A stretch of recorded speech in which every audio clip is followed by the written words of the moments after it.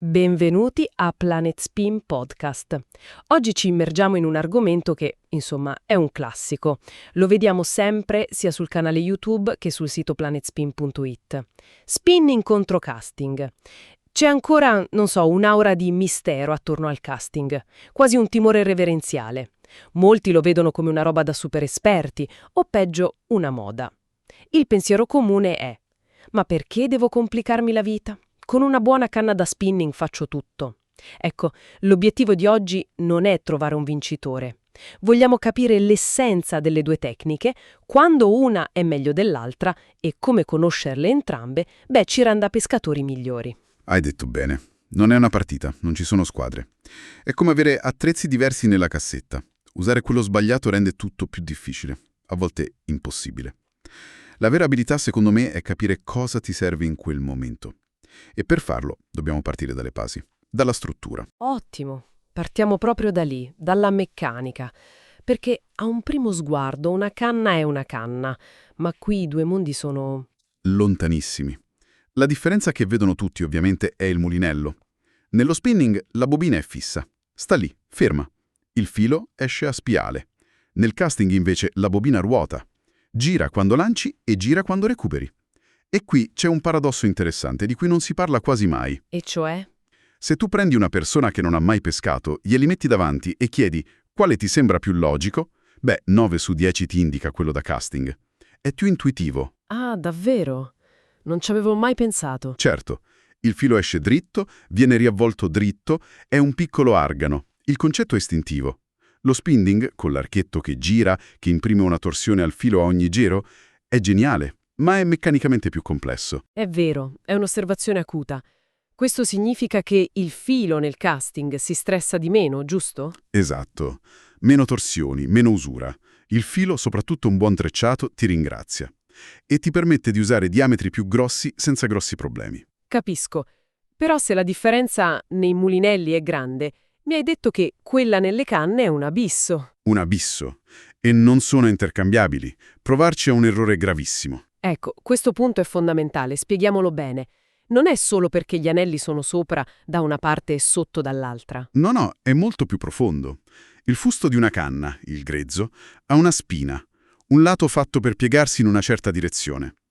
Nello spinning, con gli anelli sotto, quando il pesce tira, la canna si piega e la spina lavora come deve. Ok, Se tu la giri per metterci un mulinello da casting, la costringi a lavorare al contrario. Le prestazioni di lancio crollano, ma soprattutto, al primo pesce serio, rischi di spezzarla di netto. quindi è una questione strutturale, non estetica. E poi c'è l'impugnatura, quel famoso grilletto. Il trigger, quello è la chiave di tutto. Non è lì per bellezza, Ti dà una presa saldissima. Diventa un'estensione del tuo braccio, fondamentale per il controllo sul lancio e sul recupero. Capisco. L'attrezzatura è così specializzata che non perdona. E se la meccanica è così diversa, immagino che anche il lancio sia un altro mondo. È un altro mondo, sì? Non è solo una questione di come la tieni in mano, vero? No. Lo spinning è una frustata. Carichi la canna come una molla e rilasci. Un gesto ampio. Il casting è diverso. È l'esca che col suo peso tira il filo e fa girare la bobina. Il movimento è più corto, più secco. Ed eccoci al punto. Precisione contro distanza. Si dice sempre che il casting è chirurgico. Ma perché? Cos'ha che lo rende così preciso? La magia sta tutta nel pollice. È questo il segreto. Con lo spinning, una volta che lanci, il viaggio dell'esca è passivo. Puoi fermarla, certo, ma è un gesto un po' goffo. Con il casting, il tuo pollice è un freno di precisione millimetrica sulla bobina. Ah, ok. Puoi rallentare l'esca, fermarla e soprattutto farla posare in acqua con la delicatezza di una piuma. Niente splash che spaventa i pesci. Ecco perché si vedono quei lanci pazzeschi, tipo sotto i rami o accanto ai piloni, con quella delicatezza incredibile. È un controllo attivo. Esattamente quello. È la differenza tra lanciare un sasso e guidare un piccolo drone. Questo ti permette tecniche come il pitching e il flipping, impensabili con lo spinning. Chiarissimo. Vantaggio enorme. Ma la distanza. È vero che lo spinning va più lontano, perché io istintivamente, se devo raggiungere una mangianza in mare o lanciare lontano contro vento, prendo la canna da spinning. Faccio bene? Fai benissimo. A parità di peso, specialmente su grammature leggere e medie, lo spinning di solito ha una marcia in più sulla distanza. La fuoriuscita del filo a spirale ha meno attrito iniziale rispetto a dover far partire la rotazione di una bobina. Quindi per coprire tanta acqua lo spinning rimane la scelta migliore. Spesso sì, è la più efficiente. Però non possiamo parlare di casting senza affrontare l'elefante nella stanza. Le parrucche. Il terrore di ogni principiante. Il backlash. La parrucca è un rito di iniziazione. Penso che tutti ci siamo passati. Anzi, mi ricordo la mia prima, a Bass. Un groviglio tale che dopo 20 minuti al sole mi sono arreso e ho tagliato 30 metri di trecciato nuovo. Una storia che credo molti riconoscano. Lì ho capito. O impara a usare sto pollice o spendo una fortuna in filo. Succede quando la bobina gira più veloce di quanto il filo esca, giusto? Ma come si supera? Ci sono dei trucchi, oltre alla pratica? Certo, la tecnologia oggi aiuta molto. I mulinelli moderni hanno freni sofisticati, magnetici o centrifughi. Il mio consiglio all'inizio è di regolarli belli stretti. Lancerai corto, ma eviterai disastri. Poi, piano piano, li allenti. E poi? E poi devi allenare il pollice. Il vecchio consiglio del prato funziona sempre. Un'ora a lanciare solo un piombo, senza amo. Devi creare una memoria muscolare. Il gesto deve diventare istintivo. Quindi la paura si vince con la pratica. Mettiamo tutto insieme. Scenari reali, quando il casting è la scelta che ti cambia la giornata. Beh, ci sono situazioni dove è un vero game changer. Pensa alla pesca a luccio con esche grosse, swim bait da 100-150 grammi. Recuperare roba del genere con un mulinello da casting è molto meno faticoso. La sua struttura a verricello è fatta per quello. Con uno da spinning ti distruggi il polso e gli ingranaggi. Quindi esche pesanti e resistenti. E come ambienti? Ambienti intricati, cover fitte, alberi, ninfee, a basso o a lucci. Lì devi essere preciso al centimetro e poi devi avere la potenza per tirarli fuori di forza. Il casting, con trecciati anche da 65 libre, ti dà quella potenza bruta che lo spinning fatica a darti. Ok, chiarissimo. E quando invece lo spinning si prende la sua rivincita? Lo spinning è il re del finesse, del light.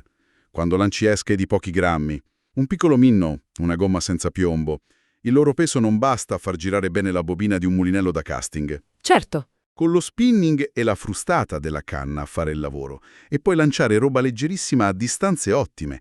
Pensa alla trota in torrente. E il vento? Spesso sento dire che col vento il casting è un incubo. Quella è una mezza verità. Un vento forte frontale è un problema. Frena l'esca e la bobina continua a girare. Parrucca assicurata.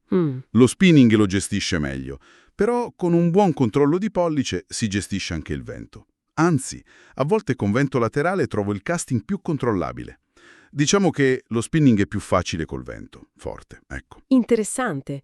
Però il mondo del casting sta provando a colmare il gap sul leggero, con i sistemi BFS, no?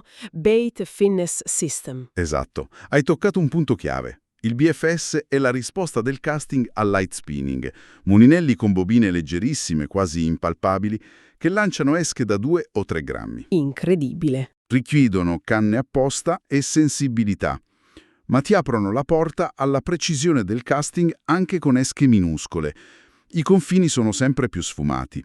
Quindi in futuro la scelta sarà ancora più legata alle preferenze personali, forse. Sarà sempre più una scelta strategica e di feeling. Non guarderai solo il peso, ma la presentazione che vuoi dare all'esca. Cioè, tipo... Vuoi far cadere la tua esca in verticale silenziosamente accanto a un ostacolo. Magari usi il BFS. Vuoi farla schippare sotto i rami facendola rimbalzare sull'acqua. Forse lo spinning ti aiuta di più. Il quadro è molto più complesso di un semplice pesante contro leggero. Ripilogando, quindi, non c'è un vincitore. No, perché non è una gara. L'obiettivo è la versatilità. Il pescatore che vuole migliorare analizza lo spot e dice «Ok, qui oggi serve la precisione del casting». E il giorno dopo? E il giorno dopo, nello stesso posto, ma con pesci apatici, dice «Devo scendere di diametro, esche micro, vado di spinning». Questa capacità di adattarsi è quello che fa la differenza. E allora lasciamo chi ci ascolta con un ultimo spunto. La prossima volta che si prepara l'attrezzatura, la domanda da farsi è più strategica. Esatto. La domanda è: oggi voglio fare il cecchino all'artigliere?